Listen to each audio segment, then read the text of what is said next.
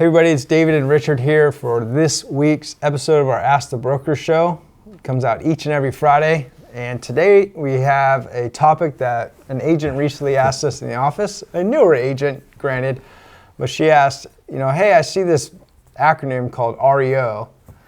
What the heck's an REO? And I can get it. A newly licensed agent may not know the answer to that. So let's start off with what does REO stand for in the real estate world, not in the music industry, because that's not an REO, Speedwagon. That's right. What is an REO? I teased her and I just texted her back and I said real estate owned. And I just waited to see if she'd say, well, what do you mean just real estate owned? Because that's what it means, real estate owned. So wouldn't that really mean all real estate are REOs? Well, not the case. Yeah. Real estate owned is more or less a bank term, or let's call it a lender's term, that they own it. So, Bank of America, Wells Fargo, all the people that do the home loans, when they get them, then they're called REOs. So I hope that kind of helps with the difference of what that is. And then somewhere along the way, it might make it back on the market for sale, or they package them and sell them in bulk, and then we never see them. But REO is real estate owned.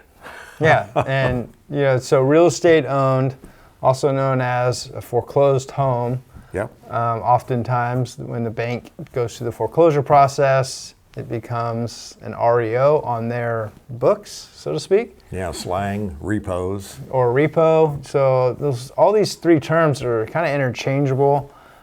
So if you have a client that goes, hey, I'm looking for an REO, do you have any REOs? Can you search the market on REOs? They're looking for foreclosed homes, basically. Yeah. Yeah.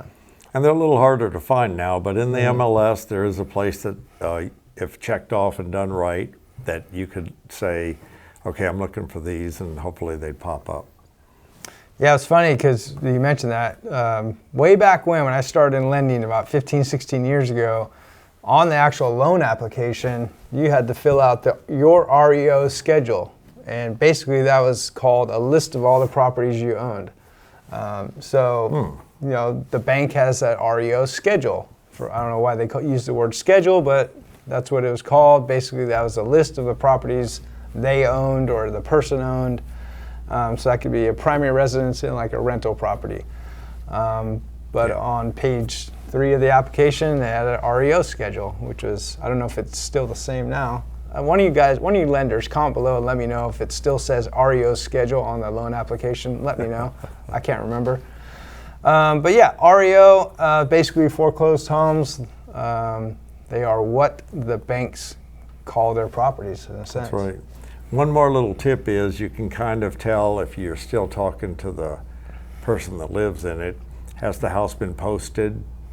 Has that date reached yet? Because if the house has been posted, it says there's a sale date. If it's past that date, you might want to warn that seller that they might be getting a knock on the door by the sheriff saying you have to go because it's not your house anymore. Kind of a tough thing to say, but it can happen. It is tough. Yep. Now, one last topic on this topic. We haven't had any REOs here in 2021.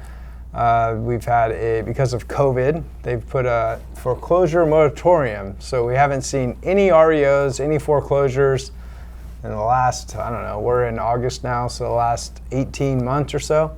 Yeah.